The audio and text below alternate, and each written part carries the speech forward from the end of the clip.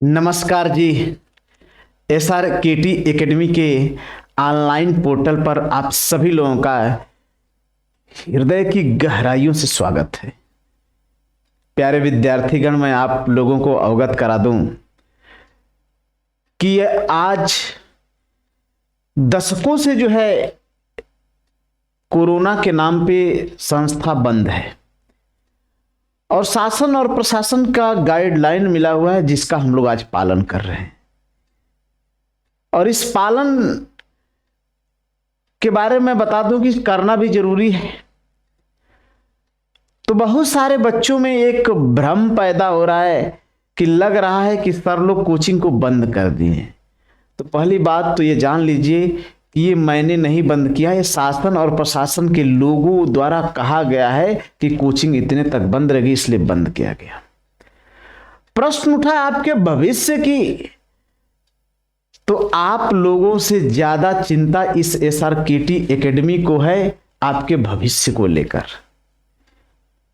क्योंकि आपका एक पर्सनल भविष्य है, इसका बहुत सारे लोगों में भविष्य है।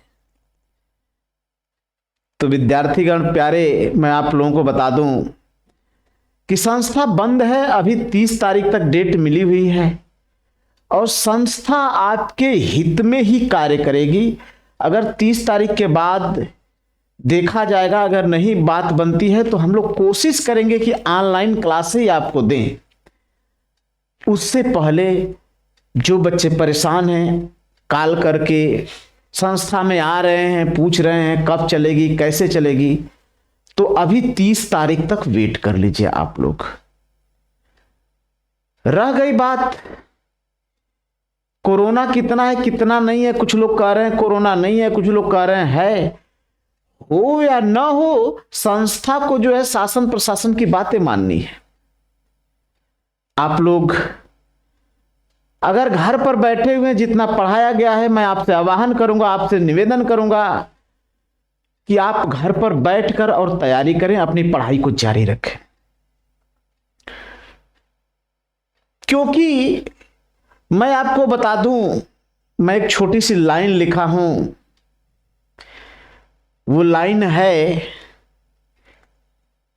कि आलस्य को त्याग कर नया प्रकाश मांगता हूं। आलस्य को त्याग कर नया प्रकाश मांगता हूं। अपने जो है आलस्य को त्यागने की कोशिश कीजिए।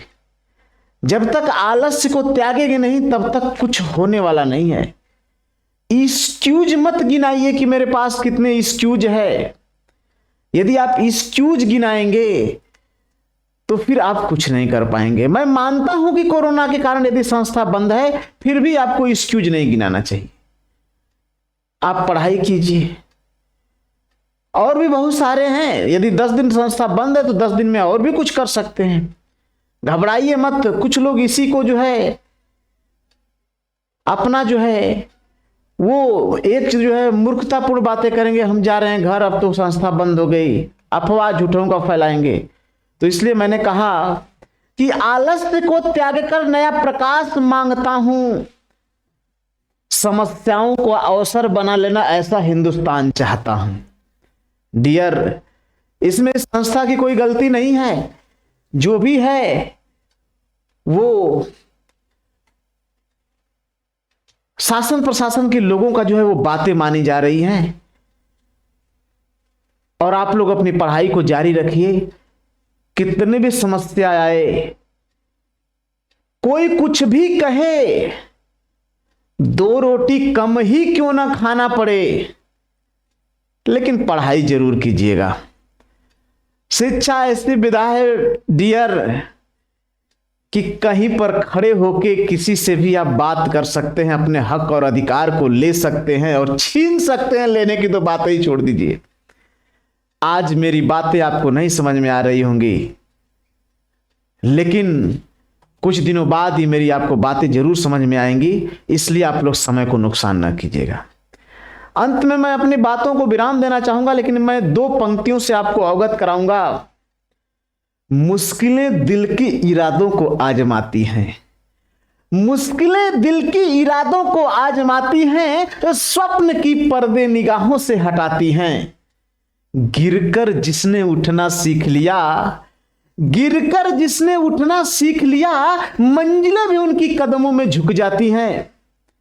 एक बात ध्यान दीजिएगा जनाब, एक बात ध्यान दीजिएगा, जब कभी भी मंजिलों से गुफ्तगू करने का मौका मिले ना, तो मंजिलों के साथ जो है वो स्वार्थी मत बनिएगा, हमेशा सारथी बन के रहिएगा, हमेशा सारथी बन के रहिएगा और अपनी मंजिलों पे चलते रहिएगा। समस्या आपका कुछ बिगाड़ नहीं सकती, आपको परास्त नहीं कर सकती जब तक आपके हौसले उज्जवल हैं, जब तक हौसले आपके अडिग हैं। इसलिए अपने हौसलों को बनाए रखिएगा डियर। बहुत बहुत धन्यवाद।